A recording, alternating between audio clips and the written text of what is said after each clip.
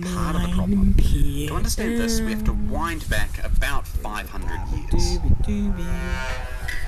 Before humans came to Crewmate, Mount there are Theodora, 2 imposters Otago and among us. Southland were mostly covered in forest. Crewmate, do our tasks. Okay. When Māori arrived, much of that forest was burned down. Some of these Go fires were to probably the accidental, sea. others were lit deliberately to make it easier to hunt more and other large birds.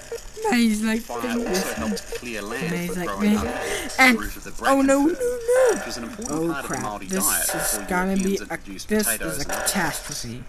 Very strong to this By the right time now. European colonists turned up, those ancient South Island forests had been replaced by tussock grasslands. Now, report to the laboratory. Pākehā colonists came along and set those grasslands on fire.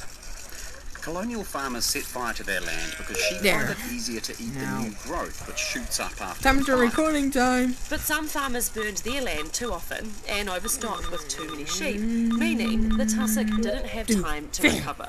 Done. So these plants were barely holding on as it was.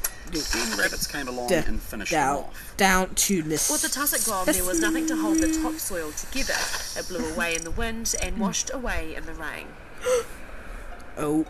In just a few decades, better massive respond areas of to productive this. farmland in Otago Now and Southland after had I- turned to desert. Check out the time. According to one story, when a 8:51 government PM. official visited central Otago to see the Someone damage, he killed said, green. Country is not worth saving. Let the rabbit have it.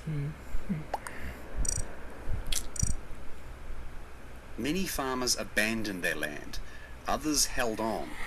At the height of the plague, one Otago run holder recorded his yearly produce like this. Two Virgin bales of wool brown, taken from brown. live sheep, 5 bales plucked from dead sheep, That 6 brown. bales of rabbit skins.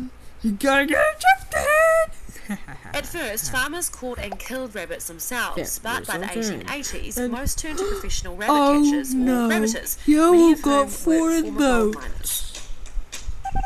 Wally Brown. Rabbiters had a Wally tough Brown. life. They'd ride over the grasslands, setting traps, He was spreading supposed to be poison and gathering their ejected. catch, often well, more than 100 rabbits a can't. day. By nightfall, every one of them had to be Wow. gutted, skinned and hung out to dry. As one rabbiter called Lou Warlich said, By the time you've done all that, come back at night, cooked your meal and fed your horse and tied your dogs up.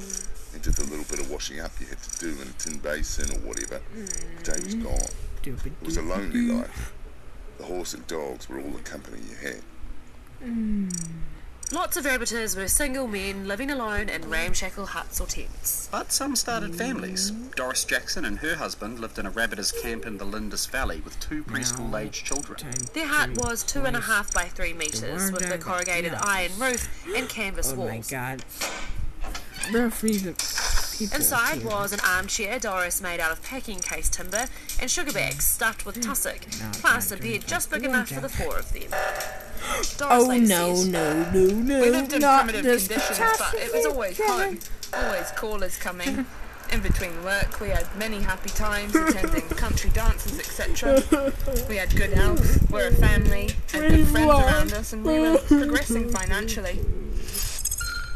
In fact, At least the I got Jackson family made so 108 much financial extra progress, beans, they saved up to buy a bruh. small orchard. and they weren't the only ones making a living from says rabbits. that this Rabbit short- skin hats and gloves were super short popular in Europe and North form America, videos, and by the images 1890s, New Zealand was exporting by 17 million skins a year. Rabbit meat was valued